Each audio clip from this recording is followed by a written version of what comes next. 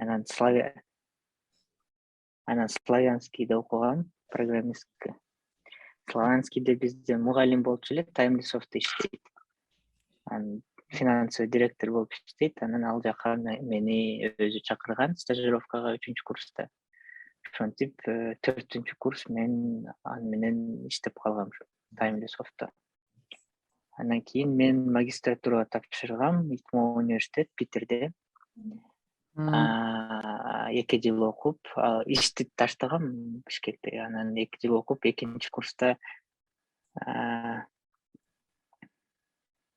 дөөлөт звук жок болуп жатат дейт. Так, бизге болуп атат, вроде баары жакшы эле. Дөөлөт сиздин настройкаңызды карап коюңуз.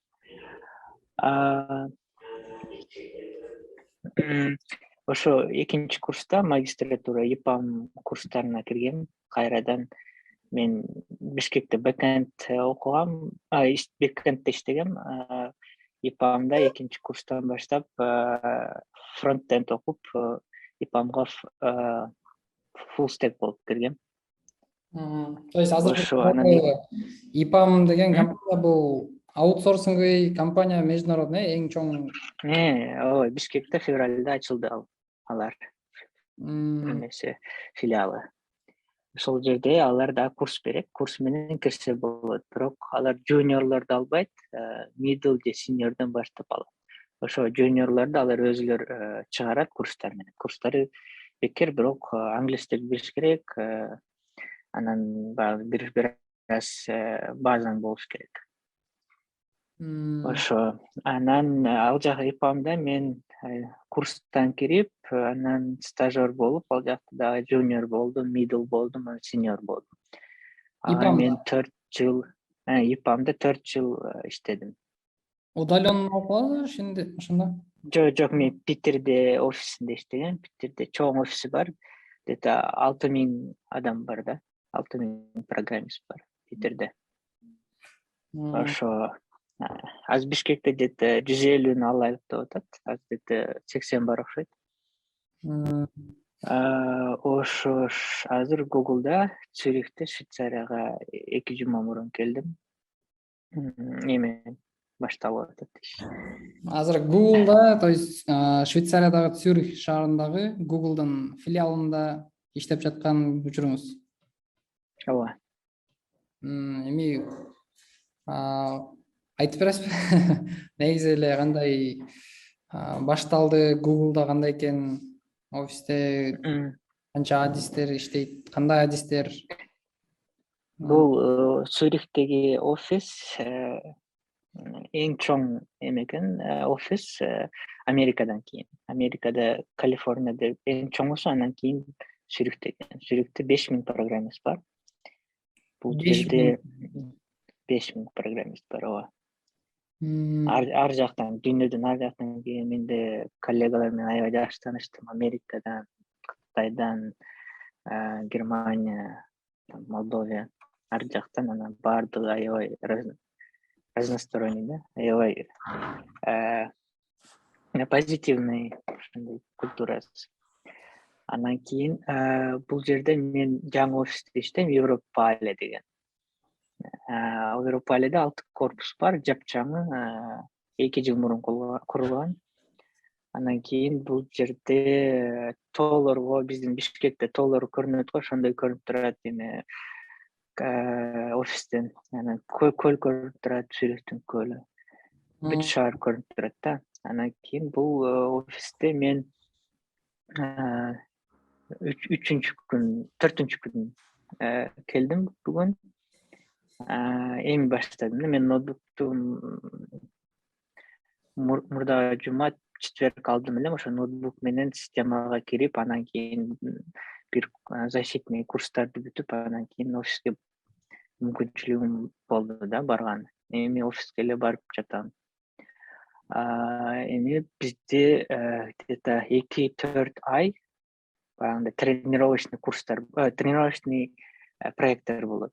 Мен проектинде иштебейм, мен тренировочный проект, жаңы проект кылам.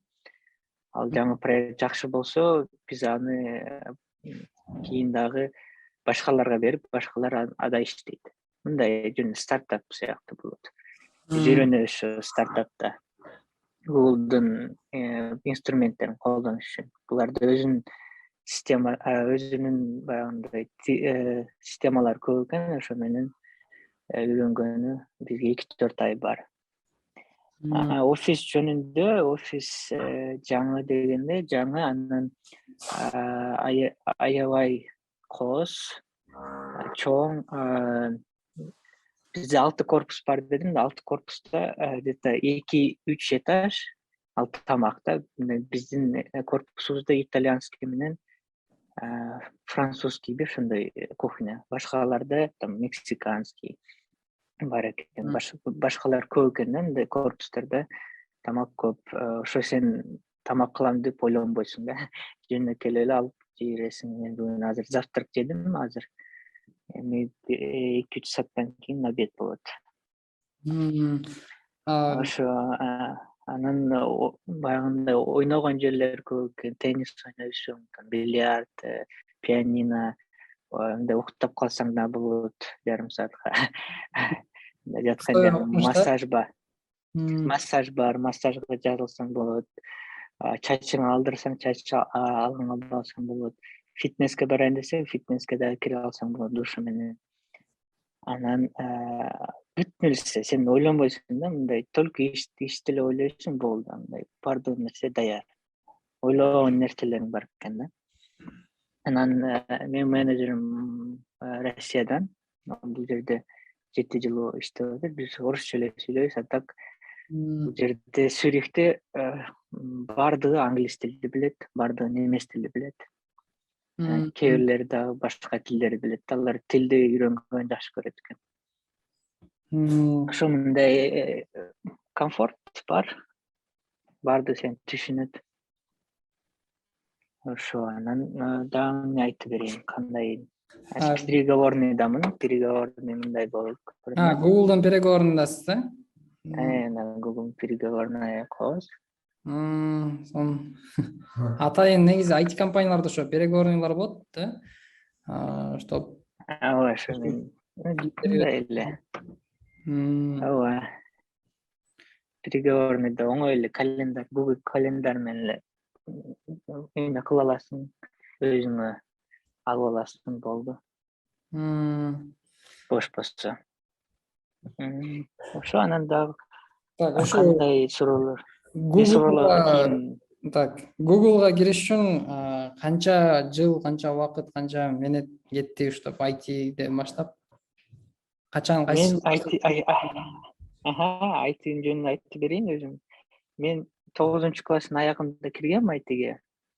Мен олимпиадага катышам деп киргем да. Менин таекем ал лицейде окуп, сен информатикага кызыксаң, мен классташым менен тааныштырам, ал сени даярдайт деген эле. Мен ошо классташы даярдаган, анан мен мектептеги мугалим экөө даярдаган.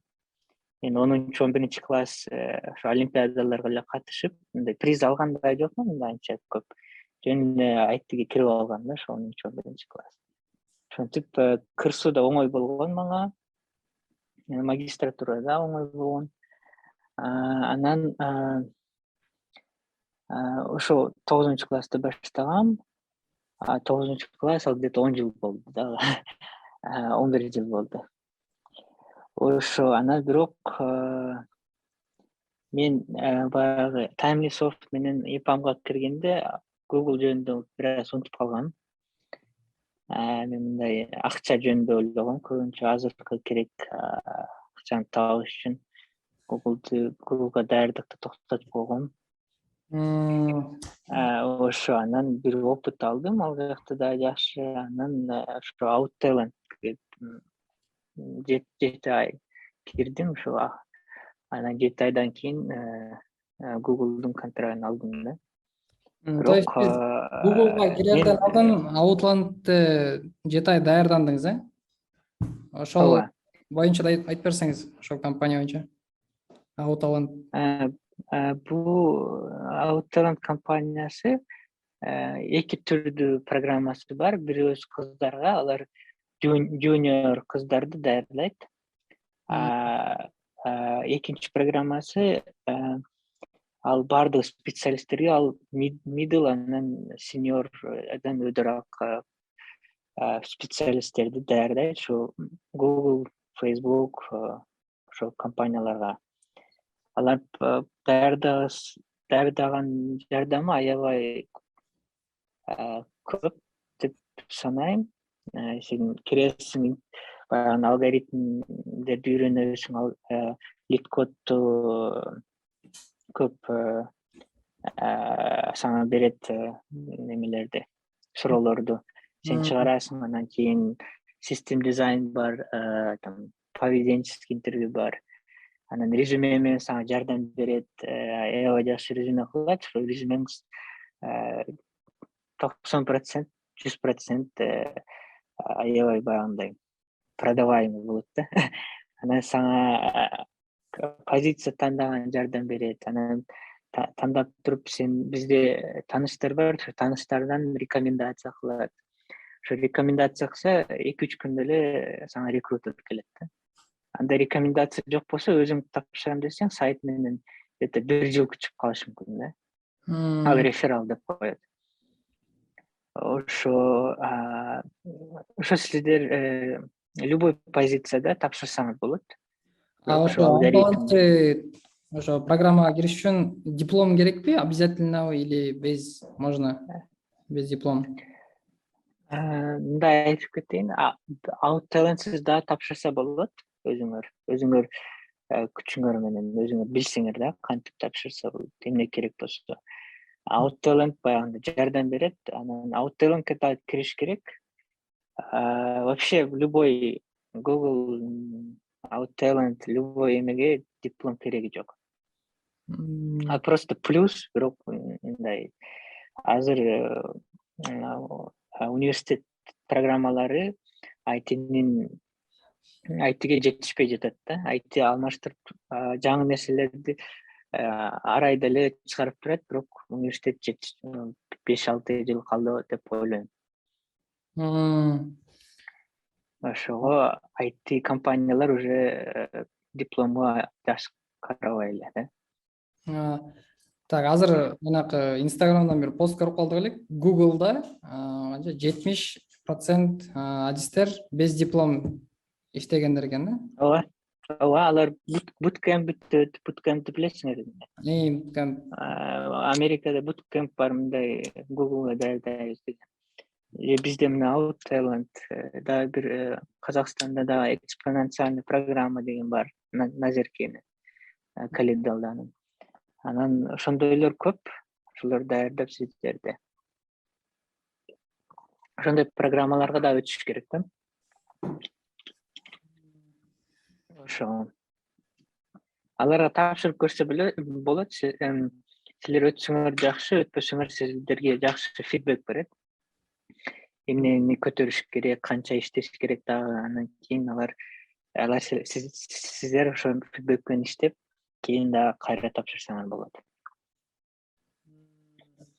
Так, негизи көп ошол жаңы баштап аткан программалоону жаңы баштап аткандардын мечтасы бул Google, Facebook, чоң компанияларга кириш максат. Бардыгына ошол кызыктуу деп ойлойм.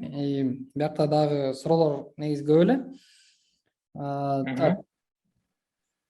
Мындай суроо.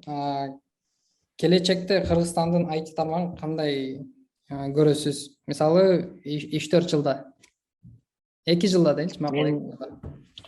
Мен оюмча көп стартап болот. Биз Эстония стартаптары единорог деп коет. Алардын канча көп финансирование алган стартаптар көп болот. Анан ар жакта медицина, транспорт, биздин Бишкекте, Кыргызстанда бардыгы образовательный система, бардык жерде стартаптар көп болот деп ойлойм да 2-3 жылда. Бизде балдар кыздар аябай таланттуу, мындай талап чыгат деп ойлойм. Google'да иштеген айымдар көбүрөкпү же эркектер көбүрөкпү? Негизи IT компанияларда. IT компаниялар азырынча бир баланс кылайын деп жатат. Ошого айымдарды дагы көбүрөөк азыр алып жатат да. Айымдардын шанстары көбүрөөк деп ойлойм. А так балдардын бирок бардыгынын шанстары бирдей да. Бардыгы өтө алса болот. Сен өзүң баягы билгениң баарын көрсөтүшүң керек.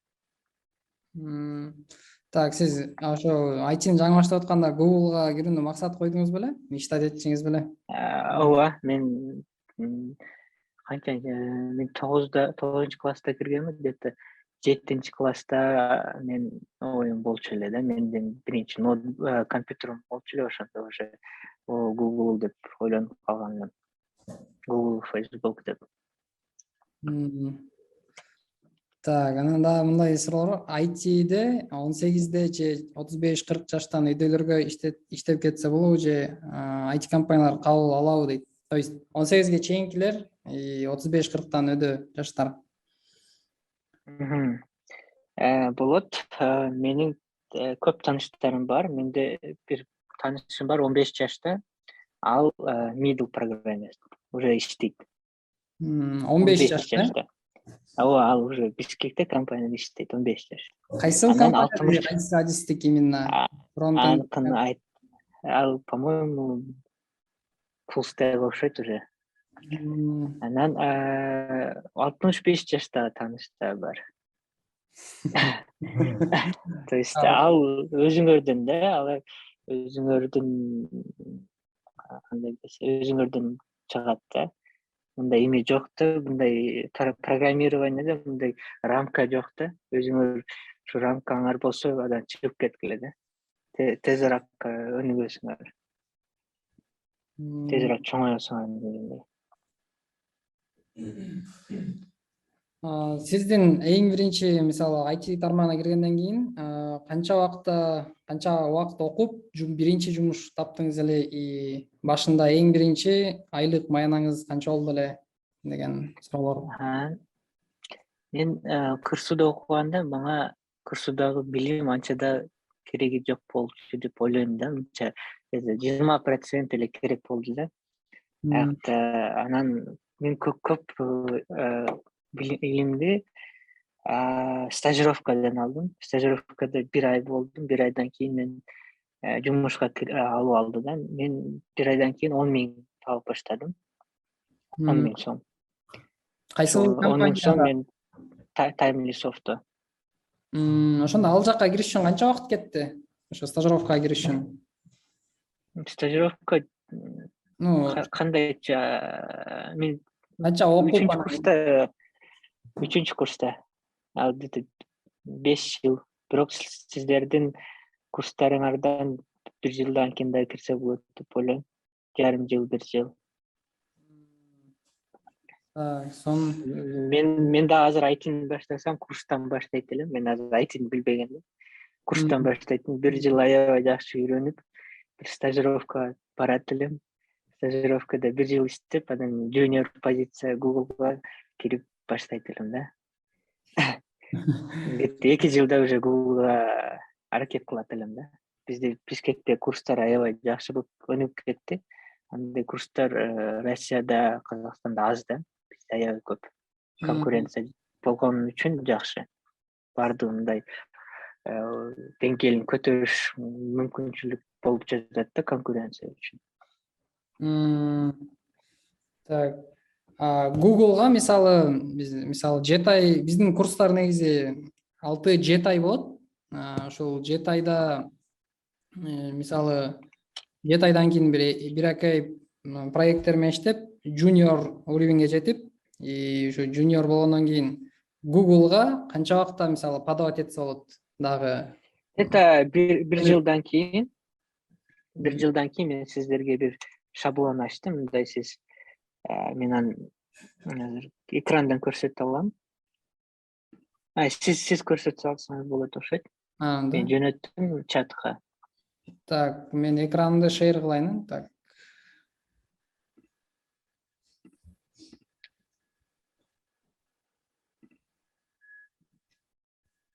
Так, мен экран көрүнүп атабы?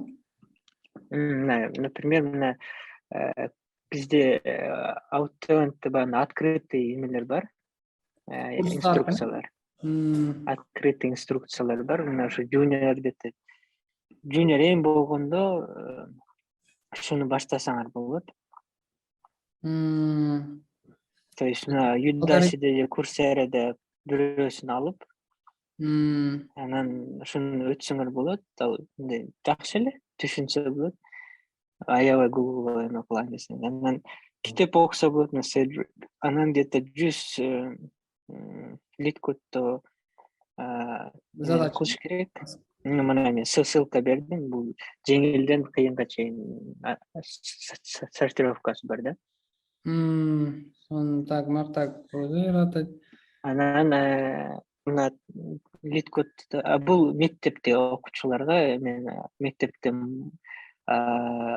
окуйм десең, мектепте олимпиада даярдайм десең, катышам десең, бул лицейдин бир аз программасы, бир таанышым бар лицейден, ошо мага жөнөттү. Анан бул жерде inspiration'де ошо буну бир-бирден кылып өчүрүш керек. Бул inspiration'де бул мотивация алсаңар болот. Ошо То есть биякта Google боюнча, Facebook боюнча там кино көрүп, ошентип мен да көп көрөт элем, мага аябай жагат эле, алар мотивация берет эле. Learn about KG. Анан Instagram'да ушу бардыгыларга кошулуп окуп, аларды дагы караса болот. Алар да мотивация берет, суроолорго жооп берет. Жак, биздин Кыргызстандан чыккан ошол Фангта иштеген неме, биздин байке эжелерибиз. Фангта иштеген, Америкада иштеген, Кыргызстанда эле стартап кылганда, анан ошолор бардыгы айтиде жүргөндөр бар Кыргызстанда. Фанг, Facebook дагы кайсы компаниялар кирет? Google, Facebook, Amazon, Apple, Netflix, Google, ал жерге 100 компания кирет, 100дөй. Microsoft, Uber, Booking, аябай көп. Так, бияктан Санира, Телек, эле ушул Анан нече байкелерге. Анан ошо Фангка эртерээк кириш үчүн аракет кылгыла. Фангта силердин опытыңар, 1 жыл опытыңар башка компанияда 3-4 жыл опытка мындай кылса болот да, бааласа болот да. То есть 1 жылда эле, хотя бы жуниор болсо дагы жуниор менен кирип алсаңар, бул жерде өнүп кетесиңер да, аябай жакшы. Сонун биякта soft skills боюнча, time management. Бул пока даяр эмес, бирок өзүңөр карап карасаңар болот. Жакшы, хорошо. Биякта ПВТ боюнча окуса болот экен. Информация менен иштеш үчүн, үйрөнүш үчүн ошо көп эле информация өзүңөр издесеңер болот. Информация менен иштеш аябай жакшы, кандай десем, навык деп айтып коелу. Ким информация менен жакшы иштеген, ошол ага жеңилирээк да жашоодо азыр. Так, литкодто канча таск чыгардыңыз эле, задача ошол боюнча да сурап атышат. Мен 1 жылда 500 чыгарам. Менде бирок мектептен, университеттен баягы болчу эле да, билим болчу эле да. Анан сиз баягы мен айткан биринчи вкладкадан курс менен китепти окусаңыз эле, анан да мына cracking the coding интервью дегенди да ал optional, анда окуса да болот, ал прям интервью жөнүндө. Ошол интервью процесс жөнүндө баарды айтып берет, cracking the coding интервью. Хорошо, бунун баарын биз карап чыгабыз, албетте. Так, группаларга да таратып коелу. Биздин өзүнүн да студенттердин общий группаларыбыз дагы бар. Так, Биякта дагы кандай суроолоруңуздар бар силер? Студенттер берсеңиздер болот. Вот. Көрүнүп атабы негизи экранда биздин так отырубуз. Вот, кимде звук жок болсо, булар азыр видеону жазып турат, анан жазган видеону сурасаңар болот деп ойлойм. А мен запись да кылып атам. Ошо запись. Шеирди. Шеерди кантип бересизби? Так, шеирди деген биз кайсыга беребиз? Бирок мына жазылган план англисче билген адамга ылайыктуу жазылган экен да. Шеерди үстүдөн окшойт. Үстүдөн мындай Так, отуруңуз. Шеир деген Студент. жакта таратышыбыз керек туурабы? токтотосузбу? Я вот стоп деген турат ошондо. Вот сюда красный стоп. Эмич? Анда кайсы суроолор бар? Так, бияктан чаттан да суроолорду берип атышат. Мен буткемпти окуп бүттүм, стажировкага албай жатышат. Кантип стажировкага тапса болот? Анан дальше эмне кылыш керек? Кеңеш бере кетесизби дейт. Стажировка албаса, фидбек сураш керек. Эмне жетишпей жатат? Дагы эмне кылышым керек деп. Анан ошо фидбекте айтат, мындай английским жетпей жатат же сага бир проект аз эле кылыпсың деп. Проект аз кылсаң GitHub'та өзүң проекттериңди жасап көрсөтсөң болот да. Андан кийин дагы ошентип фидбек менен эле фидбекти алып иштеп, андан кийин кайра тапшырса болот да. Анан качан кайра тапшырсам болот деп сурап да айтып, ошол убакытка даярданып барса болот да. Ар бир мисалы компанияга барган сайын, эгерде ал компания стажировкага даже албай койсо, алардан сураш керек обязательно да. Эмнеге мени стажировкага даже албай койдуңар деп, кандай себептер менен? Ооба, мындай эмне жетишпей калды, мен келечегимде аны фикс кылып, кайра тапшырайын деп ойлойм деп сурасаңыздар болот да. Анан стажировка эмес, любой эле иштен. Например, Google'га мен тапшырдымбы, мен фидбек сурадым. Любой жерден, любой интервьюдөн фидбек сураш керек. Жакшы болсо, жаман болсо, өтсөңөр, өтпөсөңөр фидбек сурагыла, мындай өзүңөрдү башка адамдын оюдан көрүп алгыла да. Кайсы деңгээлдесиңер. Фидбек менен азыр Google иштейт, тезирээк өсөсүңөр да фидбек менен. Биякта сурап атышат, саламатсызбы агай, сизден кеңеш сурагым келди. Университеттен караганда курста окуган жакшыбы дейт. Ооба. Курстан окуган жакшы. Азыр менин иним 15 жашта iOS разработкага барып жатат. iOS бул мобильный разработчик да? Ага, ошо iOS жагып калыптыр, iOSка жакса бара бер деген. Сиз азыркы убакта канча программалоо тилин билесиз? Кайсынысын Google'да колдонуп жатканын жатасыз да? Фронтенд. Мен өзү C# интервью өткөм. Интервьюда тилиң кандай программа тили маанилүү эмес. Мажбур эмес, ооба. Сен ар кандай программа тил тандасаң болот да. Сен интервьюда оюңду түшүндүрүп беришиң керек да. Андан кийин азыр мен Java менен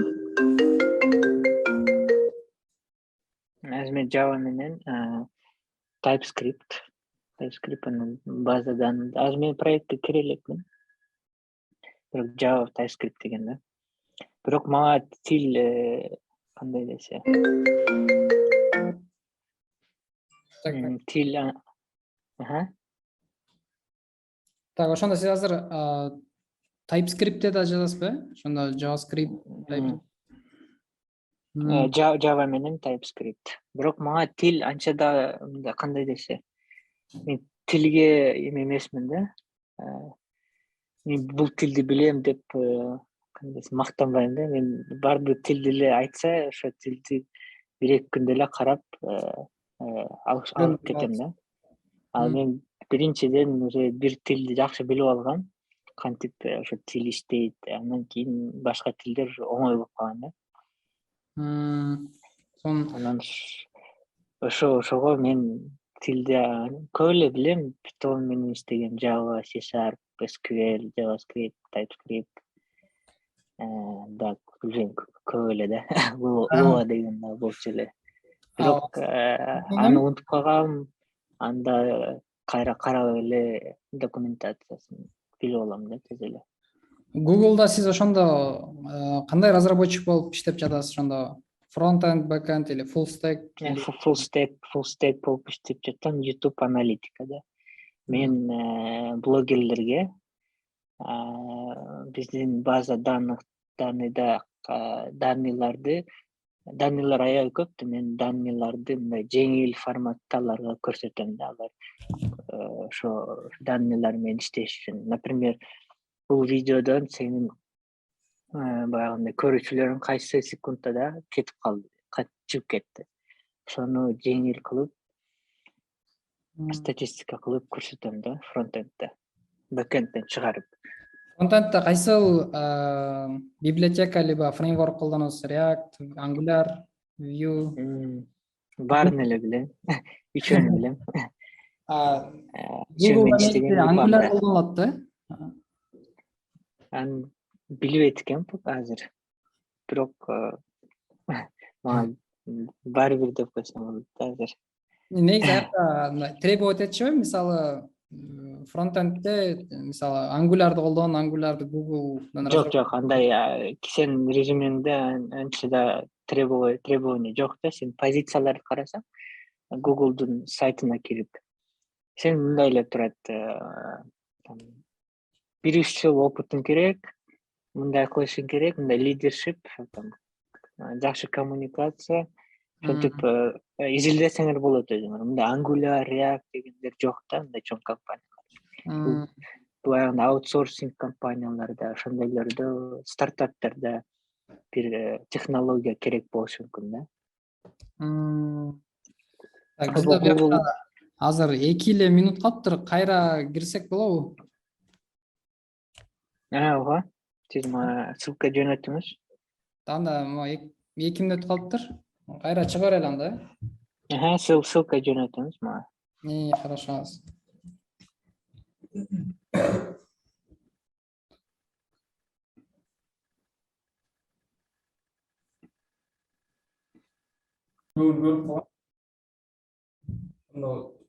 Встречалардан да көрүп калабыз. Алар ушул көп мектеп учурунда башташкан да программированияны. Мисалы, информатиканы мектептен окуп жүрүп, мектептен иштеп жүрүп, мисалы окуп жакшы базасы жакшы болгон. Анан ушулар кыйын болуп кетишкен да. Google'дарга кирип, биз көп могу жакта окуп аткан балдардын көбү мектепти бүткөндөр, же болбосо университетти бүткөндөр да бар. Кээ бирлер жаш 25-30 жакындагандар бар. Мисалы, канча убакыт кетет? Ушул Google'га чейин барганга, же болбосо канча жыл керек бир жакшы жумуш таап иштеп кеткенгечи? Мен оюмча орточо 2 жыл. 1 жыл сиз курстарда окуйсуз. Стажировка болот 1 жыл ичинде. Экинчи жыл баягындай жуниор болуп, сиз өзүңүздү издейсиз, каякта сизге жагат. Компанияларга кириш үчүн сиз аябай көп аракет кыласыз. Ошо 2 жылда сиз билип каласыз да каякка келечекте баргым келгенин. Андан кийин көбүрөөк англис тилди үйрөнгүлө. Англис тил аябай. Биринчи мен Инстаграмда көрдүм да, мага бир TimelySoft'ун начальниги жооп бериптир. Ага суроо бериптир, кандай программа тил биринчи үйрөнүшүм керек дептир. Ал англис тил дептир да. Ошо англис тил аябай кандай десе жардам болот да. Ошо анан 2 жыл деп ойлойм. Google'ga где-то 3-4 жыл баягындай аябай көп аракет кылсаң. Анан алгоритм жактанчы, мындай логика жактан кээ бир адам логикасы кичине слабыраак болот. Кээ бир адам мындай мектептен окуп баштаган үчүн информатикадан баштап кийин программированияны окуп логикасы жакшы болот да. Ушуга кээ бирлердин логикасы слабыраак, логиканы өстүрүш үчүн нелер кылыш керек? Башында кыйналып атканда логика жазганга же ушул код жазганга. Логика үчүн анын бардыгы дали логиканы өстүрсө болот. Математиканын кереги жок айтиге көбүнчө. Анан логиканы өстүрүш үчүн көбүрөөк практика кылгыла, лид код, алгоритм, бир алгоритмди, например, кагазда жазып көргүлө өзүңөр без компьютерде. Кагазда мурда программисттер кагазда жазат эле программалар. Анан кийин алар башында калат эле да, мындай инструкциялар менен алгоритм жазган. Анан ал жардам бербесе видео көрсө болот. Видеолордо аябай жакшы ошо айтып берет да алгоритм жөнүндө. Ал кыйын болсо мага жазгыла. Суроолор болсо берели. Ушунда Ошо мен баягы мен жөнөткөн ссылка менен карап көргүлө. Кайсы жеңил болсо ошо китеп же видео же cracking the coding ошону карап көргүлө. биз ушунда Мгм. Google'га стажировкага тапшырыш үчүн нөлдөн баштаган адам 4 жыл окуш керек да? Ушундайбы же 2 жыл жетеби? 2 жыл жетет. Сизде 1 жыл опыт болсо жакшы. Стажировка эмес, даже junior позицияга. Стажировкага университеттеги балдарды алса болот. Алардын опыту жок. Алар алгоритмдерди жакшы билет. Ошентип стажировкага кирип алса болот. Опытың болсо juniorга уже кирсең болот. 3-4 жылдан өдө болсо уже middleга тапшырып көрсө болот. Дагы менде бир мындай суроо бар. Азыр акыркы учурда көп балдардын көбү мындай программированияны окуп башташты да. Мектеп окуучулары университетке тапшырмай эле курстардан бүтүп, курстан бүткөндөр бар, анан университеттен бүткөндөр бар. Ушул программист көп, конкурент көп. Кайсыл жөндөмү менен, скил менен ал балдар ажыралып турса болот да, кайсыл неге көбүрөөк көңүл буруш керек? Ушул балдардын ичине ажыралып туруш үчүн, айырмаланып туруш үчүн. Чтобы Google'га барганда бир 10 бала барса, ичинен ажыралып, айырмаланып жумушка алыш үчүн нелерге көңүл буруш керек junior программист учурда? Жакшы суроо. Аны силерге өзүңөргө изилдегенди берем. Ал кандай караш керек? Силер Google'ды карайсыңар, сайтын карайсыңар, канча көп позиция бар программисттерде. Например, фронтендтин 2 позиция бар, бэкэндтин 100 позициясы бар, анан DevOps'тин 5, анан өзүңөр карайсыңар, кайсы востребованныйраак. Анан Бишкектин да рыногун карап, ошо кайсы жакка кетип атканын уже билип аласыңар да. Канча көп спрос бар, ошо спрос менен эле жакшы деп ойлойм да. Мен өзүм бэкэнд болгон үчүн бэкэнд востребованный да көбүрөөк, ал бир аз кыйыныраак, бир аз кызыктуу эмес деп ойлойм, мындай эң башталган программисттерге да. Бирок кийин баягындай middle senior болгондон кийин аябай кызык. Так, Берта, UX UI дизайнер боюнча маалымат бериңизчи дейт. UX UI дизайнер. Аны билбейт экенм. Мен билбесем жооп бере албайм да. Негизи ошо Google'да ошо дизайнерлер боюнча кандай маалыматтарыңыз бар? Маалымат жок. Позицияны карагыла Google вакансияларында. Анан позицияда аябай көп баягындай бар. Айтып берет эмне керек, анан ошо эмне керегинен билип аласыздар да. Позицияларды, вакансияларды именно LinkedIndен караш керек да? Жок, Google'ун сайты бар. Google Өзүнүкү. мындай окшойт.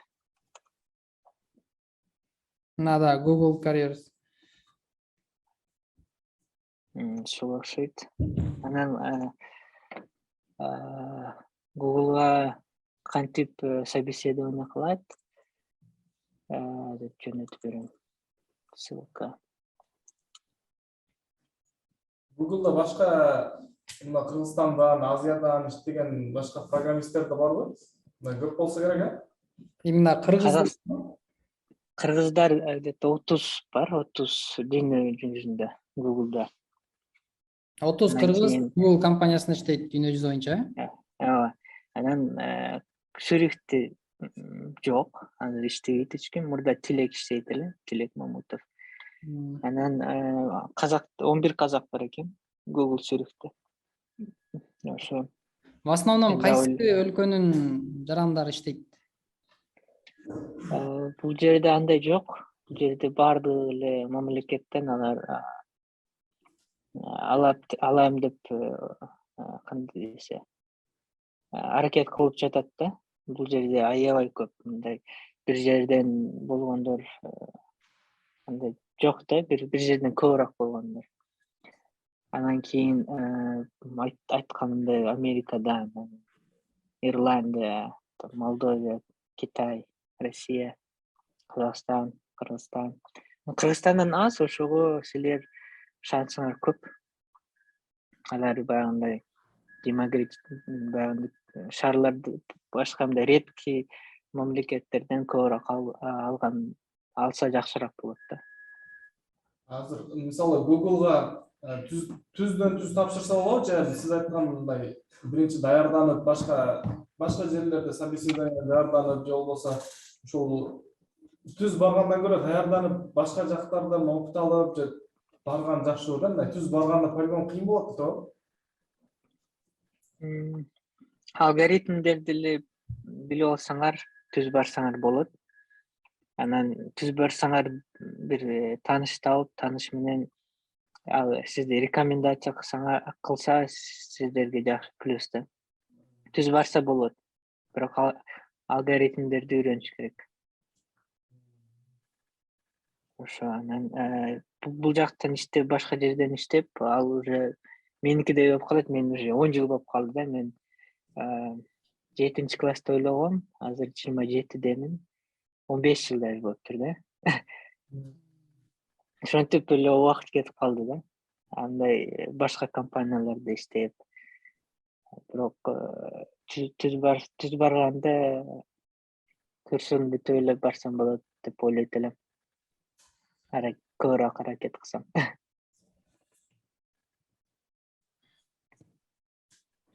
Бuyакта айлык боюнча сурап атышат. Биринчи алган айлыгыңыз 10 000 сом болчу экен. Азыркы салыштырмалуу канча айырма бар? 150-гө көбөйтсөңөр. Бүгүн санадым. Примерно канчадан негизи өдөө болот Google'да иштеген адистердин айлык майнасы минимум? Силер бул сайтты көрсөңөр болот. Ал бардык шаарлар жөнүндө, бардык компания жөнүндө средний зарплатасы бар, ошо бардыгы деле средний зарплата да.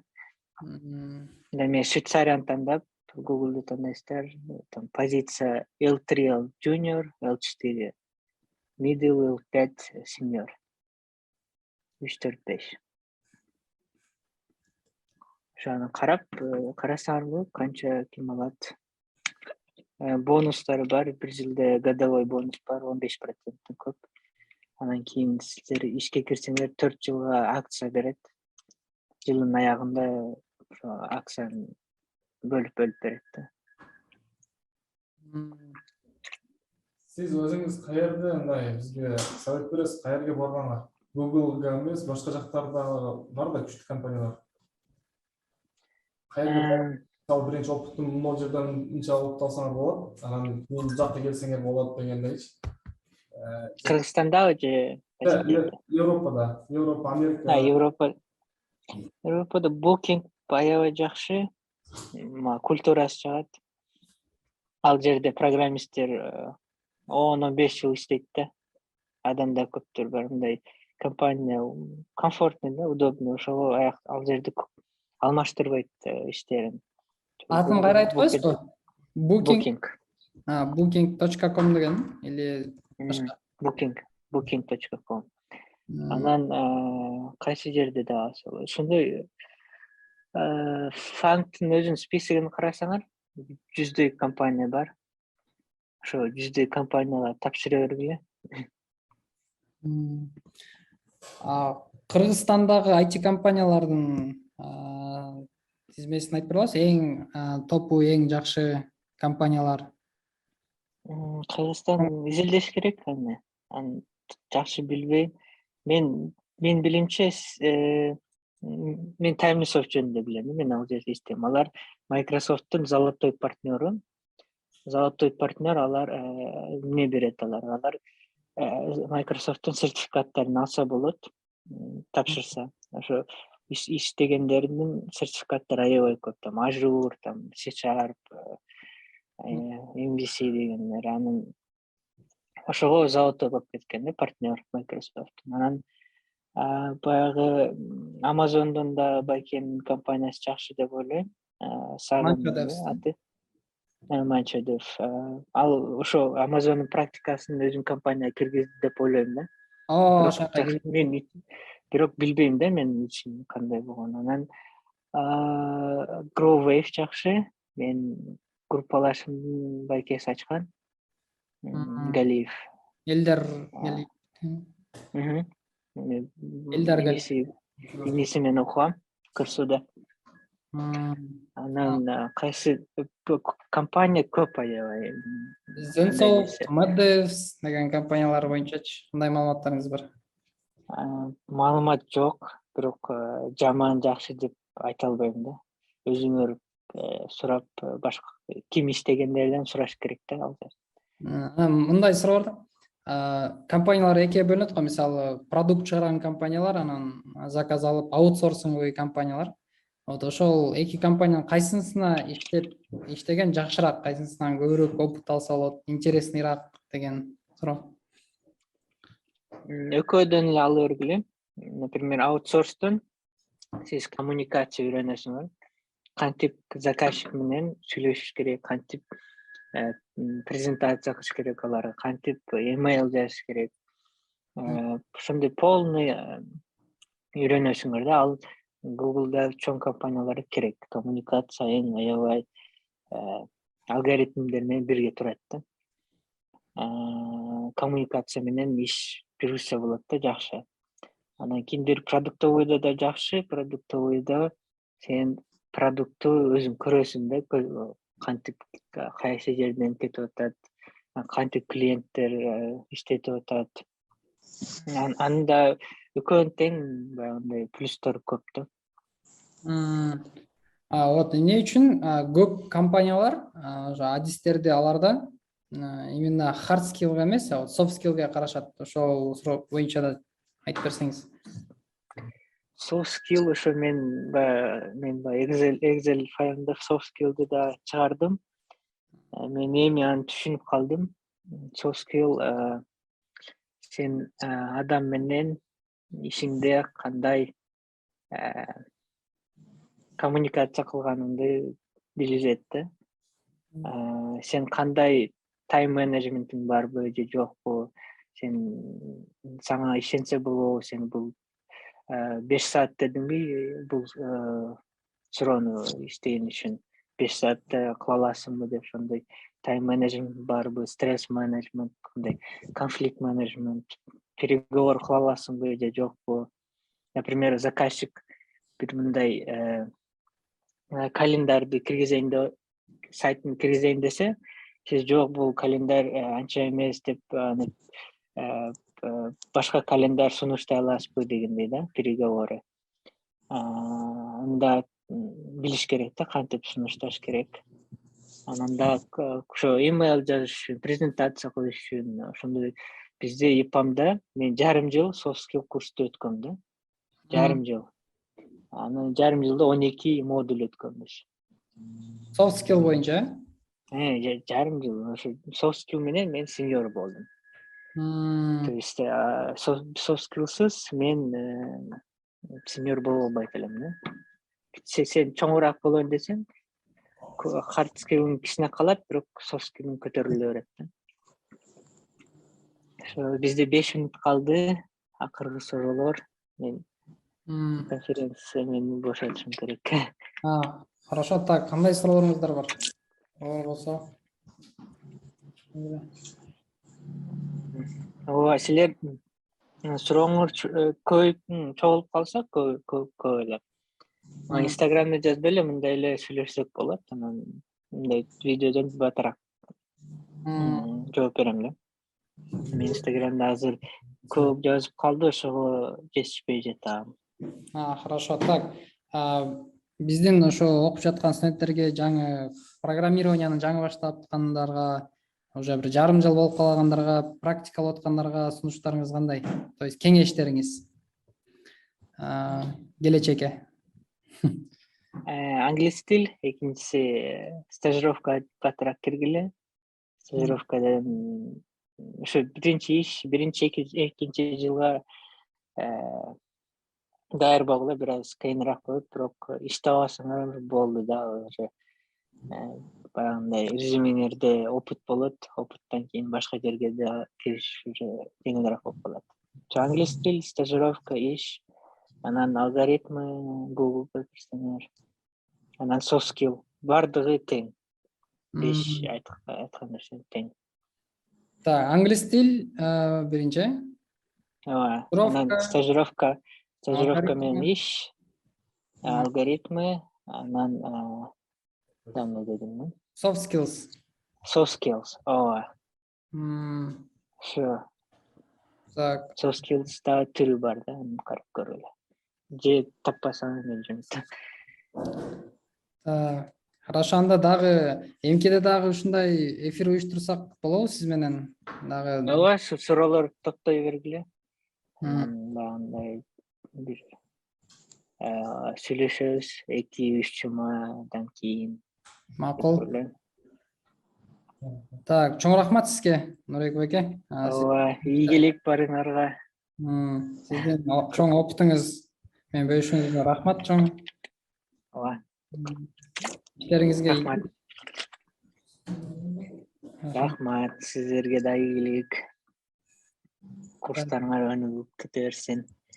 Сиздердин курстан дагы Google'га өткөндөр болушsun. Буюрса. Мактанган балдар болсун, кыздар. Мен. Сиз Кыргызстанга качан келесиз? Где-то билбейм азыр. Где-то 3-6 айдан кийин. 3 айдан кийин 6 айдын ичинде. Кыргызстанга келсем дагы жазып койгула. Хорошо. Сторисимде көрсөңөр жазып койгула. Жолуксак так болот мындай офлайн. Хорошо. Хорошо, анда сизде жазып коеюн. На Инстаграм. Жазып койгула. Закрыт экен сизге. Ой, мен жаңылык болсо эле открытый болот, анан кийин Хорошо. жапсалам. Макул, анда мейлиңиз. Рахмат сизге. Ийгилик. Давайте. Рахмат.